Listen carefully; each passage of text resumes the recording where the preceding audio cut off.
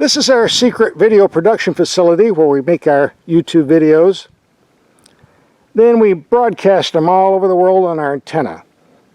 Oh, what's this, a Toyota? Well, that's what we're driving this week. Well, let's get the video rolling. By the way, we are out in the middle of nowhere. To get electricity, we had to run a wire a long ways off. So let's open the garage door and see what we're rolling out for this episode. A 2019 Toyota Sequoia SUV. And yes, we will be taking it off-road later on in the video, so don't go away. Here's a rear and side view. This vehicle was introduced approximately a decade ago and hasn't gone through any significant changes, amazingly. That could be a good thing or a bad thing, as we'll see as the video progresses. This is the upgraded Platinum version, which supposedly comes fully loaded with everything, no options. At least that's what we were told. That would explain why the option list on the right side of the price sticker is blank, raising the base $49,000 price tag for a two-wheel drive to $69,303 for this four-wheel drive. It doesn't explain why we were charged an extra $375 for floor mats. I mean, come on, guys. Seriously? 70 grand you're charging us for floor mats? I understand car makers have to make money. That's what the option sheet is for. But if they're going to get a deluxe model with everything on it, they should have everything on it with no extra charge. That's the way I look at it. Getting back to the age of the vehicle, most modern SUVs get 7, 8, 9, 10 speed automatic transmissions. This one is only 6 speeds. But it's indestructible, never seems to wear out, so it's a good trade-off. Yeah, maybe the fuel economy could be slightly better with the 10-speed automatic. 1317 is not that impressive. But let's face it, with a vehicle that weighs 3 tons, a four-wheel drive system with low-range gearing, and top it off with a 5.7-liter V8 putting out 381 horsepower, all those things combined, you're really not going to get high fuel economy anyway. We all know that before we go in on the deal, right? As a trade-off, this has the highest reliability of any SUV out there, as well as the highest resale value, so again, another trade-off. Before we continue, these are pretty big headlights. Let's take them out in the dark and see what they do. It's dark enough. Let's see what these headlights do. Look pretty bright to me.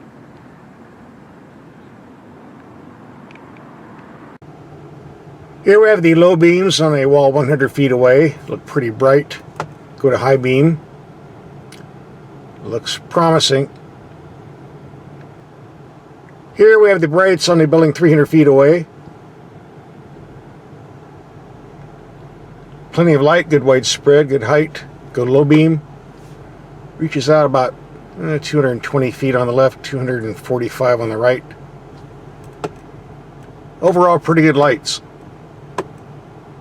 I'd say they pass. This is rated a 7-passenger with 2 bucket seats in the front, 2 bucket seats in the second row. I guess the extra 3 go back in the third row seating. I think maybe 2 full-size adults could fit back there for a total of 6. Or 3 small children. If you want to know why this vehicle weighs so much, these power-operated rear seats might be part of the problem.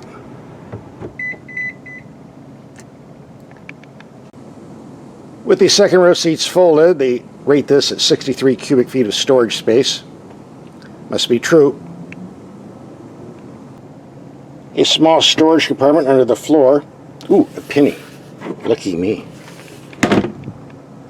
There is a spare tire, but you have to crawl underneath to get it. Doesn't look like much fun. It's when we get into the interior we find out that older might be better. For example, modern SUVs, a lot of them anyway, make you do all the functions through the infotainment screen with the control stick in between these seats on the console. Very complicated. They even make you do it to adjust your inside temperature or your seats. It's totally ridiculous, too complicated. On the Sequoia, it's not an issue. The only main functions you have on the screen: radio, navigation, some minor stuff. But most of the things you're going to operate on a daily basis are done with switches and buttons the way it should be. Take the climate control, 4 simple knobs. If you want to adjust the seat temperature, simple knobs. You can adjust the suspension for sport, normal, or comfort with a knob. Vehicle height, simple button. Locking differential, button. I'm not going to bore you by covering them all. I'll just show you a few more. And more over here. And plenty on the steering wheel. Bottom line, there's no finger touch pad, controller knob, any of that nonsense here. It's nothing but a cup holder and a shifter. The way it should be. Also, instead of those horrible, crappy electronic parking brakes we're getting in modern vehicles, we get a simple manual emergency brake you operate with your foot. The way it should be. And last but not least, one thing I do not want to find on any vehicle is that idiotic radar cruise control system, which causes far more problems in driving than positive features, but I'm not going to spend time telling you why. What I will spend time telling you is there's an override button on here. You hold it down for 1.5 seconds, and you get standard cruise control that gives you a constant speed unless you sit on the brake, which is what I prefer. At least Toyota's giving you a choice. And before I forget, a very nice gauge cluster with lots of useful information. Well designed. Enough show and tell. Let's take this out and drive it. I don't recall if this power steering is hydraulic or electric, but it definitely generates no complaints. Decent feedback and feel, at least for a truck. This is based on the Toyota Tundra truck, you know. I don't think there's going to be anybody complaining. As we do in all of our videos, we're going to take some mild speed bumps around 20 to 25 miles per hour.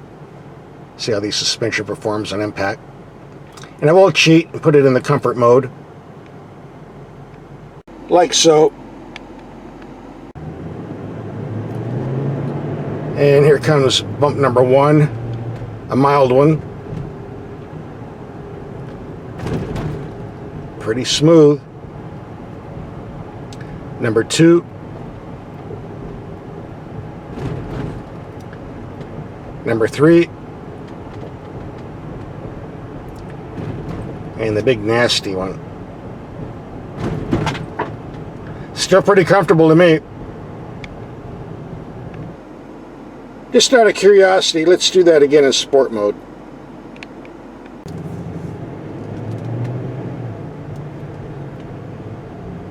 So here comes number 1.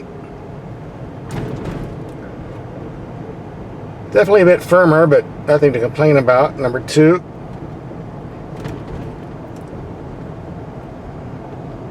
Number 3. And the big nasty one. Felt a difference that time, but still reasonably comfortable. Since we have it in the sport mode, let's take the turning circle and see what this Titanic barge does.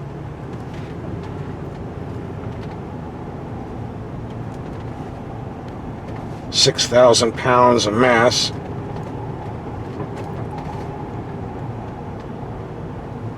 Not bad. I think that's all we're going to get off this. But we're not spinning out in two-wheel drive. Let's do this in the comfort mode. A lot more body lean. A bit more wheel spin.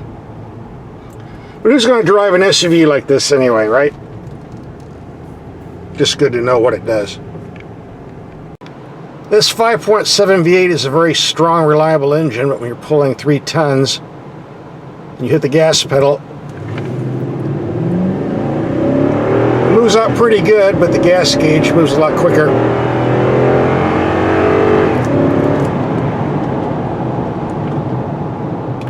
decent brakes. I've driven so many of these 5.7 V8s, I can't count them all, and 13 to 17 on EPA is pretty accurate if you're real light on the throttle. 12 to 16 in average driving if you're a little bit heavier on the throttle. It's hot outside, I've been driving heavy city traffic, really hitting the gas, and this is usually the worst you're ever going to see. If you're in the habit of taking long highway trips, this is definitely a vehicle you might like. Very smooth, comfortable, and reasonably quiet. There is some wind noise rushing around these giant mirrors. But aside from that, oh, did I lose my focus? Aside from that, very nice. And cruising at 75 miles per hour, I can see a definite difference in the adjustable suspension, sport, normal, and comfort. The normal setting seems to be best overall. This vehicle does have a computer giving you your fuel economy. That's the good news. The bad news is it only gives you the tank average, which basically means nothing. You can't reset it for a specific trip. So I can't show you what I got for my fuel economy on this highway trip. The only way to do that is to fill the tank, do the trip, refill it again, figure it out with math, pencil and paper. And since this vehicle is going back tomorrow, I'm not going to refill the tank. Sorry. But I do know from previous vehicles that this engine gets around 16 on the highway. Take it for what it's worth. Frankly, I find this system rather useless. It also means that your range is inaccurate because you're computing previous city trips into this highway trip. But again, this is old technology back from 2007. So you'll just have to live with it. One of those little minor gripes. No big deal, really. This vehicle was optioned out with all the equipment you need for four-wheeling, as we discussed earlier. So we're going to take it off pavement for a while. This suspension does a great job of absorbing impacts on these washboarded dirt trails. We kind of figured that after how well they did on the speed bumps. The only disadvantage the Sequoia has when going off-road is its wide width. Squeezing and narrow trails can be a problem, but that's just the way it is when you're driving a big luxury barge. You won't be taking the same place as you would a Toyota Tacoma pickup truck. That's for sure. Well, I see the illegals have been camping out on my spot lately. We're close to the Mexican border. But they did leave us some high quality beers. Thank you very much. Well, where'd my cattle go? They all disappeared. Well, here's one of them, but looks like he's seen better days. This is why you want to drive a reliable Toyota, because if you drive another brand and break down out here, you could end up like this. It's about 100 miles back to town, so I think we need to wrap up this video now because tomorrow morning we have another Toyota coming. I'm told it's a bigger Land Cruiser. Another gas guzzler, but nice. So subscribe so you don't miss that video either. So what's my opinion of this Toyota after a week of driving? Well, yeah, it is a bit outdated and drinks a lot of fuel in a hurry. On the other hand, it's built like a tank. Has great off-road capabilities, reliable, and got great resale values, so some good reasons to buy one anyway. Here's some links to other vehicles we've driven. Just click and watch and subscribe. I need the gas money after driving this.